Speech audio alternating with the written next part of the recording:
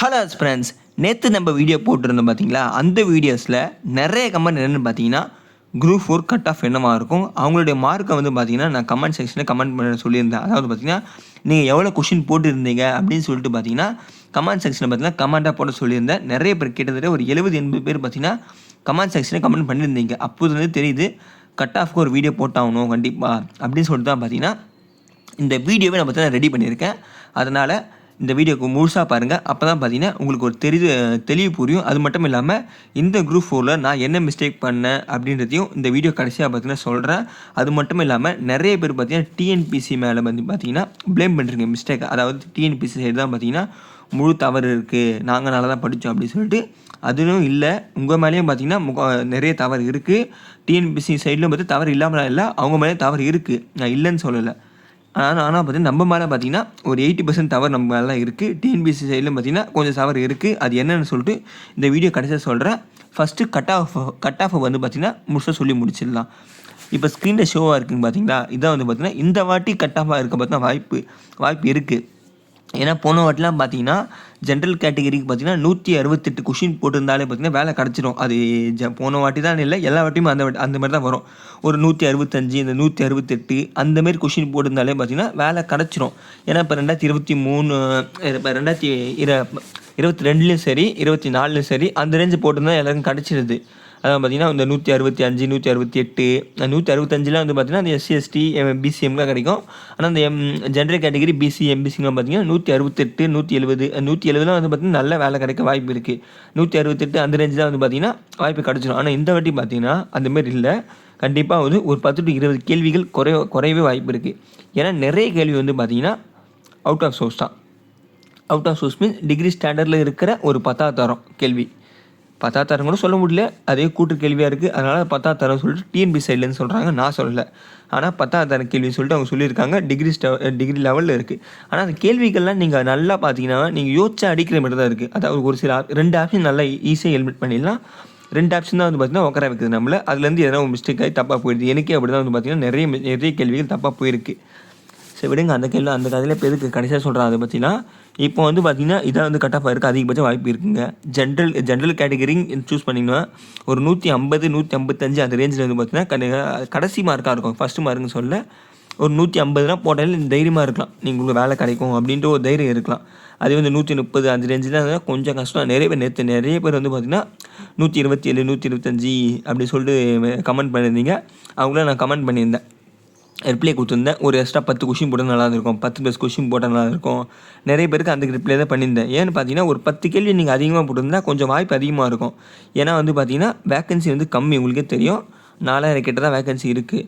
ஆனால் வந்து பார்த்தீங்கன்னா எனக்கு தெரிஞ்ச வரைக்கும் வேக்கன்சி வந்து இன்க்ரீஸ் பண்ண நிறைய வாய்ப்பு இருக்குது. ஏன்னு பார்த்தீங்கன்னா இப்போ கொஷினும் டஃப்பாக கேட்டாங்க, வேக்கன்சி கம்மியாக தான் இருக்குது.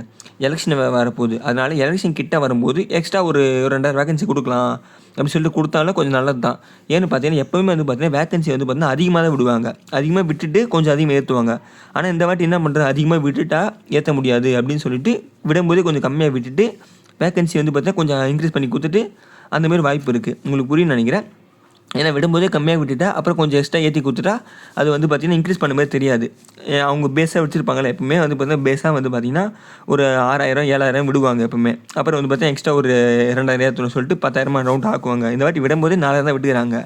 அதனால் நிறையவே இன்க்ரீஸ் பண்ண வாய்ப்பு இருக்குது. ஸோ யாரும் பயப்படாதீங்க, அந்த 145 அந்த ரேஞ்சில் பயப்படாதீங்க, வேலை கிடைக்கும், நம்பலாம். அதே பிசி கேட்டகரிக்கு பார்த்தீங்கன்னா அதுதான் 150+ போட்டுருந்தா நீங்கள் நம்பலாம். அதே 145 நம்பலாம் நீங்கள். அதுக்குன்னு சொல்லிட்டு 130க்குலாம் கண்டிப்பாக கேட்டிங்கன்னா அது கொஞ்சம் டவுட்டு தான். BC MBC ஜென்ரல் கேட்டகரிலாம் ஒரு 145 மேலே எடுத்தவங்களாம் வந்து பார்த்திங்கன்னா ரொம்ப தைரியமாக இருக்கலாம், கிடைக்க வாய்ப்பு இருக்குது. அதே போல் வந்து பார்த்திங்கன்னா BC முஸ்லீமுக்கும் பார்த்தீங்கன்னா 140 மேலே கிடைக்கும். 145+ தான் போட்டுக்கிறேன். ஆனால் அவங்களாம் அதிகபட்சம் அது குறைவாக நீங்கள் 140 போட்டிருந்தாலே வாய்ப்பு இருக்கும். அதுபோல் பார்த்தீங்கன்னா SC STக்கெலாம் பார்த்தீங்கன்னா 135 அந்த 140 அந்த ரேஞ்சில் இருந்தாலே வந்து பார்த்திங்கன்னா கிடைக்க வாய்ப்பு இருக்குது. இது வந்து பார்த்திங்கன்னா நான் எக்ஸ்பெக்ட் பண்ணி போட்டுக்கிறது டிஎன்பிசிலேருந்து ரிசல்ட் வரும்போது தான் தெரியும். ரிசல்ட்டு எனக்கு தெரிஞ்ச வரைக்கும் கண்டிப்பாக அந்த அக்டோபர் நவம்பர் தள்ளுவானுங்க. ஏன்னா அப்போ தான் வந்து பார்த்திங்கன்னா எலெக்ஷன் கிட்ட வர கொஞ்சம் எலெக்ஷன் கிட்ட வர போஸ்டிங் கொடுக்க வேக்கன்சி இன்க்ரீஸ் பண்ணுன்னு அவங்க பார்ட்டிக்கு இதுவாக இருக்கும்னு சொல்லிட்டு வின் பண்ணுறதுக்கு கொஞ்சம் வாய்ப்பு அதிகமாக இருக்குன்னு சொல்லிட்டு பண்ணுவாங்க. இல்லை பண்ணுறது தான் உங்களுக்கு தெரியும், நான் சொல்லி தான் தெரியும் இல்லை. அது மட்டும் இல்லை 2026 எலெக்ஷன் வந்துடும். அதனால் எந்த ஒரு எக்ஸாமும் நடக்காது. இதுதான் கடைசி குரூப் 4. 2027 தான் வந்து பார்த்தீங்கன்னா நடக்கும். எனக்கு தெரிஞ்ச வரைக்கும் 2026 நடக்க வாய்ப்பு கம்மி தான் இருக்கும். அதிகபட்சம் 2027 தான், உங்களுக்கே தெரியும். அது மட்டும் இல்லாமல் டிஎன்பிஎஸ்சி சைட்லேருந்து பண்ண ஒரு 3 மிஸ்டேக் வந்து ஒரு 2 to 3 மிஸ்டேக் இருக்குது. அதை சொல்லிவிட்டு அப்புறம் நான் மிஸ்டேக் பண்ணோம், நான் பண்ணேன், அதெல்லாம் வந்து பார்த்தா அடுத்த வர எக்ஸாம்பிள் நீங்கள் பண்ணக்கூடாது அப்படின்னு சொல்லிட்டு நான் என்னோடய பர்சனல் எக்ஸ்பீரியன்ஸை ஷேர் பண்ணலான்னு சொல்லிட்டு தான் மெயினாக அந்த வீடியோ ஷூட் பண்ணேன். சரி, ஓகேவா? ஃபஸ்ட்டு டிஎன்பிஎஸ்சிலேருந்து சொன்ன மிஸ்டேக் நான் சொல்லிடுறேன். தமிழுக்குன்னு எடுத்திங்கன்னா பார்த்தீங்கன்னா ஃபுல்லாகவே வந்து பார்த்திங்கன்னா நிறைய அவுட் சோர்ஸ் இருக்குது. கேள்வி ஈஸி தான், பட் வந்து பார்த்தீங்கன்னா அவுட் சோர்ஸு. அந்த அவுட் சோர்ஸும் அவங்க சொல்லியிருந்தா இந்த புக்கெலாம் படிங்க அப்படின்னு சொல்லிட்டு சொல்லியிருந்தா பரவாயில்ல. ஏன்னா வந்து டிஎன்பி சைட்லேருந்து பார்த்தீங்கன்னா கொஞ்ச நாள் முன்னாடி கூட ஒரு புக்கு இந்த புக்கெலாம் படித்தா போதும் அப்படின்னு சொல்லிட்டு ரிலீஸ் பண்ணியிருக்காங்க. டிஎன்பி சைட்லேருந்து நிறைய ப்ரைவேட் புக்கும் படித்தா போதுன்றாங்க, ஸ்கூல் புக் படித்தா சொல்லி அவங்களே வெளியே அவுட் சோர்ஸ் சொல்லியிருந்தாங்க. இந்த புக்கெலாம் படிங்க போதும் அப்படின்னு சொல்லிட்டு TV1க்கும் சொல்லியிருந்தாங்க, 2க்கும் சொல்லியிருந்தாங்க, தெரியும் சொல்லியிருந்தாங்க. அதுபோல் அவங்க சொல்லியிருக்கலாம் இந்தமாதிரி இந்த புக்கெலாம் படிங்க அப்படி சொல்லியிருந்தால் நம்மளுக்கு ஈஸியாக இருந்திருக்கும். அப்படி இல்லையா, நீங்கள் மாடல் கொஸ்டின் பேப்பர் வெளியே விட்டுருக்கலாம். வெளியே விட்டுருந்தால் கொஞ்சம் மக்களுக்கு ரொம்ப சுலபமாக இருந்திருக்கும். அவங்களும் அந்த மாடல் கொஸ்டின் பேப்பர் வச்சாச்சு எங்கெங்கெல்லாம் இருக்குது, கேள்வி எப்படிலாம் வந்திருக்கு அப்படின்னு சொல்லிட்டு ஒரு யோசிக்க முடியும். நீங்கள் கொடுக்கும்போது கொஷின் பேப்பரே வந்து பார்த்தீங்கன்னா புக்கு மாதிரி கொடுத்துட்றீங்க. 3 மணி நேரத்தில் ஒரு கேள்வி விட்டு வந்தாலும் திருப்பறதுக்கே வந்து பார்த்தீங்கன்னா 1 நிமிஷம் ஆயிடுச்சு. ஒரு கேள்விக்கு நீங்கள் 300 கரெக்டாக அடிங்கன்னா ஒரு கேள்விக்கு 30 to 40 செகண்ட் எடுத்தால் தான் வந்து பார்த்தீங்கன்னா 300 கேள்வி அடிக்க முடியும். நான் ஒரு கேள்வி விட்டு இப்படி வரத்துக்குள்ளேயே பார்த்தீங்கன்னா ரொம்ப டைம் ஆகிடுச்சு. ஒரு சில கேள்விலாம் பார்த்தீங்கன்னா ரொம்ப பெருசாக இருக்குது, அதை படித்து முடிக்கவே எனக்கு 1 நிமிஷம் ஆகிடுச்சு. ஒரு சில பேர்லாம் தமிழில் வீக்காக இருப்பீங்க. என்னை பொறுத்தவரைக்கும் ஆனால் தமிழ் ரொம்ப வீக்குங்க. எனக்கு படிக்கிறதுக்கே நான் கொஞ்சம் தட்டு மட்டும் தான் படிப்பேன். நான் ஏன்னா இங்கிலீஷ் மீடியம் படித்தேன் சின்ன வயசுலேருந்து, அதனால் தமிழ் படிக்க வராது. படித்து முடிக்க தமிழ் போடுறதே 1.5 மணி நேரம் ஆகிடுச்சு எனக்கு. அதனால் நான் நிறைய மிஸ்டேக் பண்ணேன். தமிழில் வந்து பார்த்தீங்கன்னா நான் 62 63 தான் போட்டிருந்தேன். கரெக்டாக நிறைய போட முடியல அதனால் பார்த்தா ரொம்ப கஷ்டமாக போயிடுச்சு.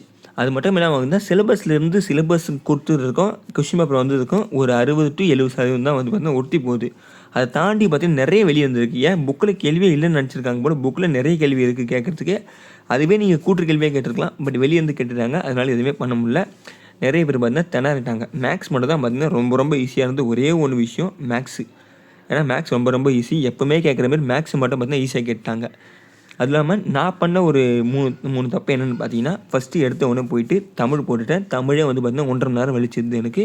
அதனால் பார்த்தீங்கன்னா ஜென்ரல் ஸ்டடீஸையும் மேக்ஸையும் என்னால் போட முடியல. மேக்ஸை வந்து பார்த்தீங்கன்னா 10 கொஷின் என்னால் படிக்க முடியல. நான் வீட்டில் வந்து தான் பார்த்தீங்கன்னா 25 கேள்வி கண்ணால் பார்த்தேன். அதில் வந்து பார்த்தீங்கன்னா எனக்கு 25 கேள்வி 23 22 கேள்வி வந்து பார்த்தீங்கன்னா தெரிஞ்சுது கரெக்டாக. 2 கேள்வி தான் தெரியல, என்னால் போட முடியல. மற்றபடி எல்லா கேள்வியும் பார்த்தீங்கன்னா ரொம்ப ஈஸியாக தான் இருந்தது. மேக்ஸ் வந்து குறை சொல்ல முடியாது. ஜென்ரல் ஸ்டடீஸும் பார்த்தீங்கன்னா ஓரளவுக்கு ஈஸி தான். பட் ஆனால் பார்த்தீங்கன்னா பெருசாக இருக்கும். நிறைய என்னன்னு தெரியல. ஒரு சில கேள்வி தெரியல தான், அது வந்து எனக்கு மட்டும் தெரியல, யாருக்குமே தெரியாது. ஓகேவா? ஏன்னா எல்லோரும் அதில் மார்க் விட தான் போகிறாங்க. அதனால் வந்து பார்த்தீங்கன்னா கட் ஆஃப் குறையும் தான். ஓகேவா? தெரிஞ்ச கேள்வி வரைக்கும் அடிச்சிருந்தாலே கண்டிப்பாக பாஸ் ஆகிருக்கலாம். தெரிஞ்ச கேள்வியாக அடிச்சிருந்தா தமிழில் வந்து பார்த்தீங்கன்னா கண்டிப்பாக 85 போட்டிருக்கலாம். படித்தவன் எல்லாருமே 85 போட்டுருவான்.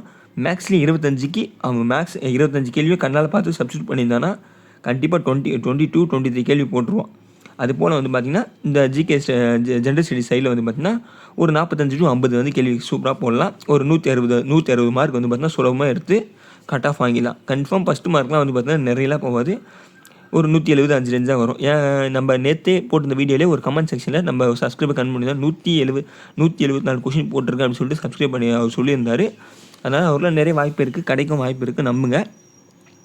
அது மட்டும் இல்லாமல் டிஎன்பிஎஸ்சியில் சொல்லியிருந்தாங்க, நாங்கள் புக்கிலேருந்து கேட்க போகிறது அந்த அழகு 7ன்னு சொல்லிட்டு ஒரு இது இருக்கும். நான் அந்த டிஸ்பிளே ஷோ பண்ணுறேன் பாருங்கள். அழகு 7 இதுலேருந்து மட்டும்தான் பார்த்தீங்கன்னா நாங்கள் 10th SSC ஸ்டாண்டர்ட் புக்கிலேருந்து எடுப்போம், இதெல்லாம் வெளியேருந்து எடுப்போம் சொல்ல இதில் அந்த 15 கேள்வி மட்டும் தான் புக்கிலேருந்து வரும் சொல்லியிருந்தாங்க. அதையும் பார்த்தீங்கன்னா ரொம்ப கஷ்டமாக கேட்டிருந்தாங்க. நான் நிறைய தப்பு பண்ணிட்டேன், தெரியாமல் யோசிக்காமல் நிறைய தப்பு பண்ணிட்டேன்.